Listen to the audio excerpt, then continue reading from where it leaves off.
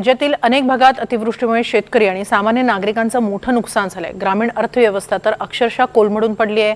शहरी भागांनाही मुसळधार पावसाची पुराची झळ पोहोचली आहे। या पार्श्वभूमीवर राज्य सरकारनं आपत्ती निवारणाची काही महत्त्वपूर्ण कामं तातडीनं हाती घ्यावीत असं आवाहन शरद पवारांनी केलंय। शरद पवारांनी काय आवाहन केलंय पाहूया एकदा ग्राफिक्सच्या माध्यमातून। पंचनामा प्रक्रियेसाठी ठराविक मुदतीचं बंधन नसावं।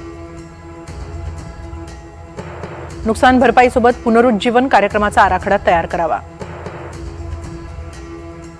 साहित्य वाटपाचा कार्यक्रम हाती घ्यावा। पीक विमा योजनेतील पात्रतेचे निकष शिथिल करावेत। आपत्तीग्रस्तांना मानसिक धक्क्यातून सावरण्यासाठी समुपदेशन शिबिरं आयोजित करावीत।